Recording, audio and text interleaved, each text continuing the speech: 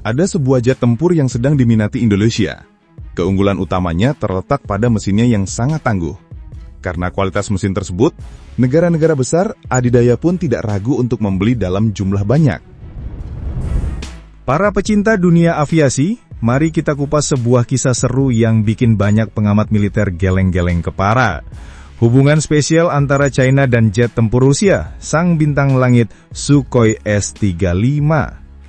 China itu, kalau diibaratkan anak muda, mirip banget dengan orang yang ngincar motorsport tetangganya. Dari tahun 2008, waktu pameran Dirgantara di Zhuhai, mereka sudah menatap Sukhoi 35 dengan tatapan penuh arti.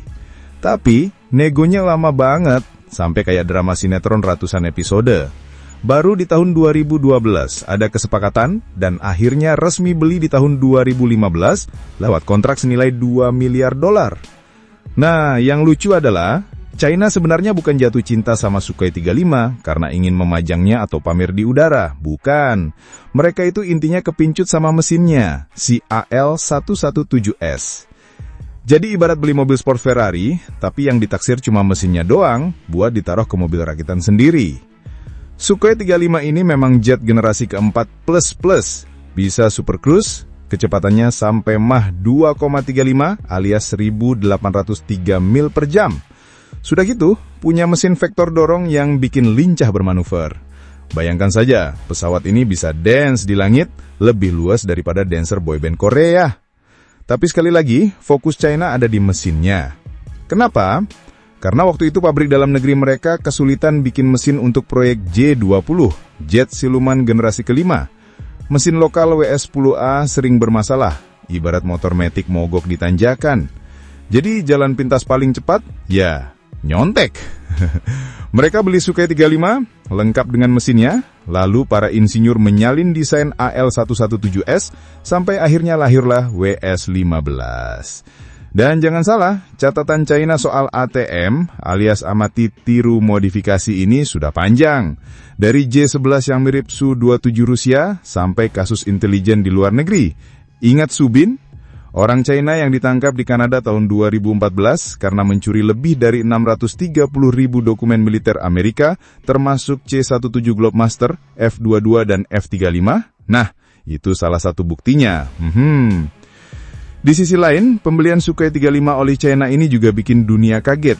Karena itu pertama kalinya mereka jadi kontraktor asing untuk pesawat tersebut. Rusia pun awalnya agak was-was juga, tapi tetap aja deal jalan. Nah, lalu menariknya, Sukhoi 35 ini nggak cuma nggoda China, tapi juga sempat bikin Indonesia kepincut. Pemerintah kita bahkan sudah tanda tangan kontrak untuk beli 11 unit. Sayangnya, perjalanannya penuh drama, ada ancaman sanksi KATSA dari Amerika, ada tarik ulur politik sampai akhirnya kontraknya ditangguhkan. Tapi Rusia masih berharap kita lanjut. Nah, kalau diibaratkan, Sukhoi 35 ini kayak artis papan atas yang banyak penggemarnya, tapi urusan jodoh sama pembeli masih tarik ulur. Kalau kita tarik garis besar, sebenarnya kisah Sukhoi 35 ini bukan sekadar soal jual beli pesawat tempur, tapi mencerminkan strategi besar di balik layar. Cina itu tahu betul bahwa kekuatan udara bukan hanya tentang punya pesawat yang gagah di panggung parade militer, tapi soal apa yang ada di balik mesinnya. Karena mesin itulah yang jadi jantung pesawat. Dan tanpa mesin yang andal, secanggih apapun desainnya, tetap saja cuma besi terbang yang gampang rewel. Disinilah menariknya. Rusia mungkin awalnya berpikir, jual Sukhoi 35 ke Cina aman kok. Toh kita kasih paket ekspor standar.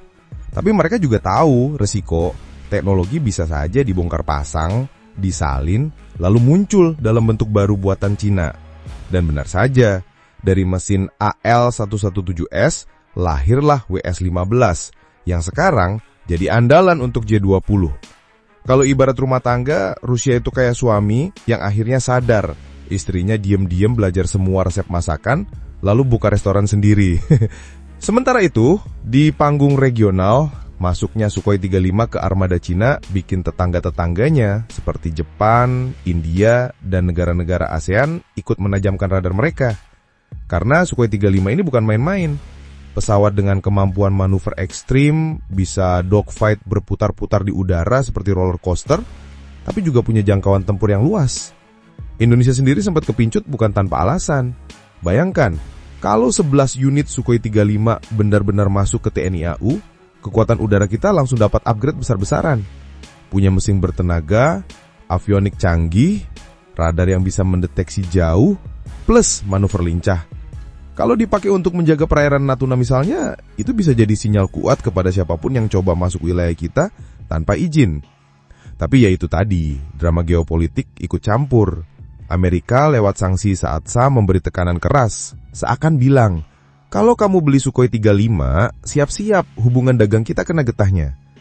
Dan bagi Indonesia yang punya kepentingan ekonomi luas dengan Barat, tentu keputusan itu bukan hal kecil. Alhasil, kontrak Sukhoi 35 pun masuk ke lembaran cerita tertunda. Sementara itu, Rusia yang saat itu butuh pasar ekspor senjata baru akibat tekanan dari Barat, jelas berharap banyak dari Indonesia. Mereka bahkan sempat terus melobi, menawarkan skema barter sampai janji-janji transfer teknologi. Jadi situasi ini ibarat orang jualan yang udah siapin barang, udah bawa ke depan rumah pembeli, tapi pembelinya ragu-ragu mau buka pintu. Kalau kita bandingkan dengan peta kekuatan udara di Asia, posisi Sukhoi 35 ini memang unik. Di satu sisi, dia bukan jet generasi kelima, seperti F-35 milik Jepang dan Korea Selatan, atau J-20 buatan Cina sendiri. Tapi di sisi lain, kemampuan manuvernya, mesin dorong vektor, serta jangkauan tempurnya bikin dia tetap jadi lawan tangguh di udara. Bisa dibilang, Sukhoi 35 itu semacam atlet senior yang masih lincah joget di lapangan, bikin pemain muda geleng-geleng kepala. F-35 misalnya, memang punya keunggulan di teknologi siluman, avionik mutakhir, dan integrasi penuh dengan sistem tempur Amerika.